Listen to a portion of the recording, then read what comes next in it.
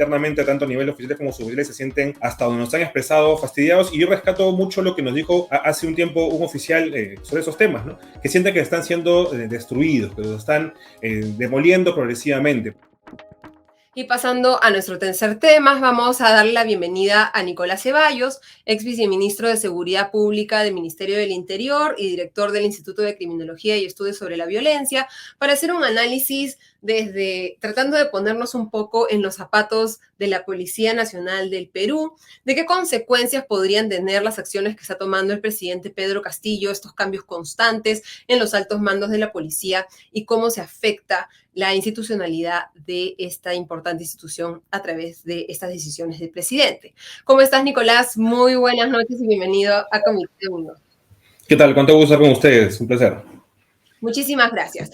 ¿Cómo se está recibiendo desde la policía estas decisiones de los últimos cambios? Se han cambiado al alto mando de la Policía Nacional del Perú en la última semana.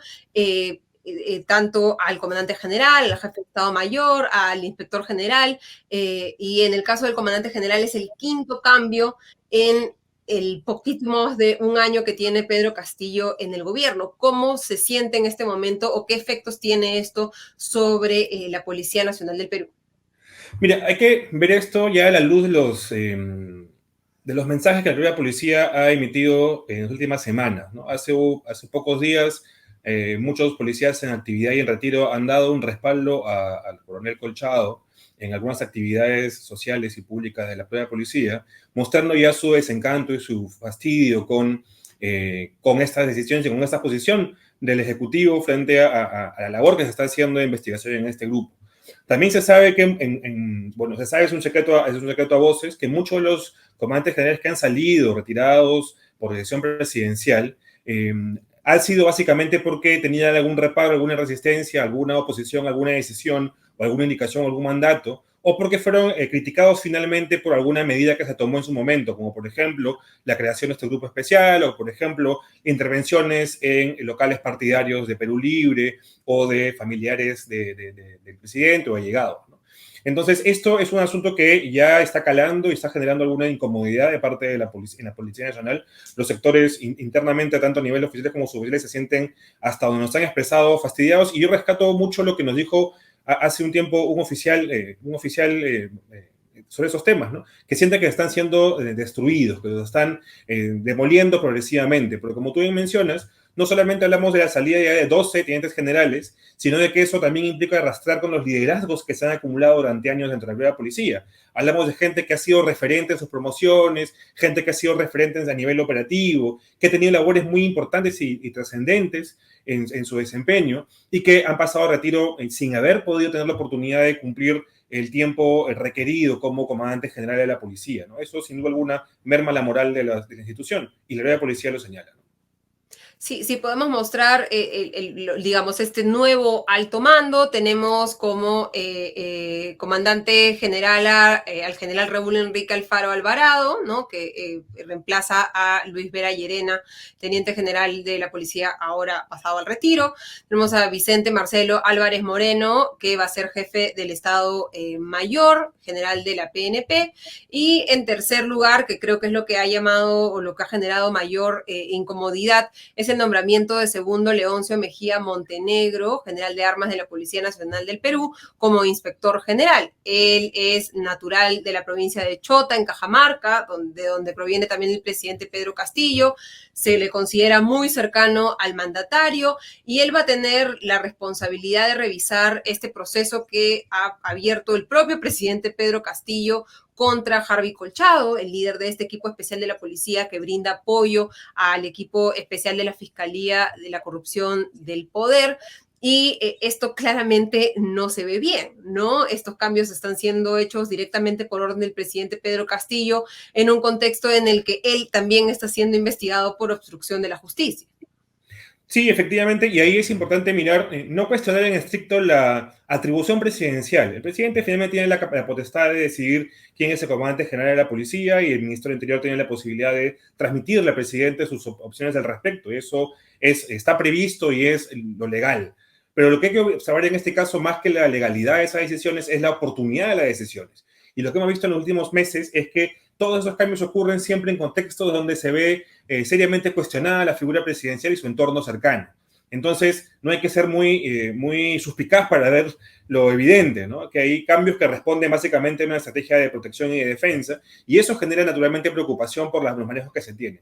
Ahora, ha habido dos momentos en los cuales se ha cuestionado seriamente el comando policial. Uno ha sido cuando estuvo a la cabeza el general Gallardo, eso tuvo como consecuencia además también una salida abrupta del ministro Avelino Guillén en su momento, y ahora nuevamente se menciona a dos personas que forman parte de este comando policial que también tendrían algún antecedente, alguna cercanía con el presidente o algunos elementos que son también de sospecha, ¿no? Pero digamos que son dos niveles de discusión diferentes. Uno respecto a la idoneidad de las personas que están asumiendo estas responsabilidades, y son temas que felizmente ustedes están levantando y están haciendo público para tener esos asuntos en perspectiva. Pero hay una segunda discusión que se pierde de vista, que es la que afecta más a las personas en general, que estos sostenidos cambios hacen imposible que se pueda poner en marcha algún plan sostenido, y eso es lo que finalmente afecta al ciudadano de a pie. Lo otro tiene impacto, y no es menos importante naturalmente, pero tiene impacto más en una situación política mayor. Insisto, no es que sea menos relevante, pero digamos que llegar a tener ya un quinto comando policial en 12 meses hace muy difícil pensar que en los siguientes meses este comando se vaya a quedar, y segundo, que vaya a tener la posibilidad de poner en práctica alguna medida. Y permíteme hacer una acotación más ahí, disculpa que me extienda. No, Ya por favor. este ministro que tiene apenas un mes o menos tal vez en cargo, ya corren firmas para su interpelación en el Congreso. Entonces, la última vez que corrieron firmas, lamentablemente, el ministro Senmache también culminó no solamente interpelado, sino censurado posteriormente. Y eso implicó un nuevo cambio. O sea, podemos estar en los siguientes meses o semanas en vista del octavo ministro del Interior, además del quinto comando policial. Y eso, en un tema tan serio como el que nos convoca, es realmente preocupante. Sí, y esta interpelación ya ha sido aprobada en el Congreso, va a tener que ir el presidente y el Congreso tendrá que decidir durante los próximos semanas si censura al ministro de Vivienda, bueno, actual ministro de Transportes, ex ministro de Vivienda, General Alvarado, o a el ministro del Interior, Willy Huerta. Hablando de la institucionalidad de la Policía Nacional del Perú, el Congreso ha aprobado un proyecto de ley que lo que busca es precisamente darle algo de estabilidad a el alto mando de la policía, estableciendo en primer lugar el hecho de que el nombramiento del comandante general tiene que ser por 2 años. La legislación hasta ahora era que era hasta 2 años, y se establece que el plazo en el que debe sobrevivir un comandante general de la Policía Nacional es de 2 años, que se puede ampliar a 1 año más por el presidente de la República, y se establece una serie de causales por las cuales el presidente puede dar por cesado o declarar el cese del comandante general, que son muerte, que el comandante general solicite su pase a retiro, incapacidad física permanente, falta muy grave, comisión de delito doloso o la comisión de delito flagrante. ¿Consideras que esta iniciativa del Congreso, que ha sido aprobada por insistencia, el Ejecutivo se opuso a esta medida, le da algo de institucionalidad a la policía? ¿Podría tener algún efecto positivo en ese sentido? En principio sí, porque va a permitir tener cierta estabilidad en el comando policial. Eso es sin duda alguna un aporte positivo, pero también hay que ser sinceros en que ninguno de esos asuntos va a ser una medida de respuesta de fondo si es que no se implementa en la brevedad una reforma policial seria, ¿no? Cuando culminó el gobierno del presidente Sagasti, y aquí hago el correspondiente disclaimer, gobierno del que yo fui parte como viceministro de Seguridad Pública, uno de los encargos que se tuvo en ese momento fue el elaborar un documento que oriente el proceso de reforma de la policía. Este documento se trabajó con la propia policía, recogió un proceso muy extenso de varios años de trabajo de la propia policía y de varios también actores de sociedad civil, de la academia, y está ahí, está disponible. Sin embargo, este gobierno que inició su gestión también hablando sobre la necesidad de hacer una mejora en la policía, lamentablemente no le ha dado la importancia suficiente a estos asuntos. Y permíteme darte un ejemplo. Uno de los temas que se mencionaba en este plan era el asunto de las escuelas de policía. Había un plan para poder reducirlas a 12 con una intención de hacer que la calidad de esas escuelas sea cada vez mayor. Tener muchas escuelas en un contexto como el nuestro no era funcional, o no es funcional porque se dispersa la posibilidad de dar una formación adecuada a nuestra policía. Ese plan está en stand-by, está paralizado, y es muy recurrente ver que más bien se escucha o se comenta la posibilidad de abrir nuevas escuelas en distintas regiones, lo cual va en contrasentido de lo que una reforma educativa para la policía requiere y con urgencia. Entonces, hay necesidades que no están siendo atendidas y no están siendo miradas con la prioridad que merece, pero responde un poco a este contexto tan convulsionado político que necesita alguna medida más, cierta estabilidad que no tenemos actualmente. Y yo quería, para ir terminando, comentar contigo esta denuncia por parte del presidente Pedro Castillo contra el coronel Harvey Colchado, nuevamente líder de este equipo especial de la Fiscalía, que fue parte del operativo que ingresó a Palacio de Gobierno a buscar sin éxito a la cuñada / hija adoptiva del presidente Pedro Castillo. En la denuncia se solicita directamente, ¿no?, que se aplique la sanción de muy grave y que se declare su pase al retiro, de acuerdo con la denuncia presentada por Castillo, por violar la inmunidad del presidente. Se dice que esto que no tiene precedente. No sé si tú conoces algún precedente de esta naturaleza en que, bueno, dado que no hemos tenido antes un presidente investigado por la Fiscalía, entonces no tenemos antecedentes de presidentes tomando represalias contra los que lo investigan. ¿Qué nos dice esto respecto a la relación entre el presidente y digamos, los que están encargados de la investigación, y qué rol juega o qué posición tiene en este momento Harvey Colchado dentro de la Policía Nacional del Perú? Bueno, efectivamente eso es un asunto que no tiene precedentes, es realmente lamentable la forma en la que se ha reaccionado frente a la labor que finalmente la policía estaba realizando. Digamos que el coronel Colchado no podía oponerse a un mandato fiscal. O sea, el fiscal le ordena a la policía que haga una intervención y tiene que intervenir. No puede salirse de ese margen porque está cumpliendo sus labores. Más bien, se le hubiese podido sancionar por no cumplir con la labor que el fiscal estaba encomendando. Entonces no guarda ningún sentido.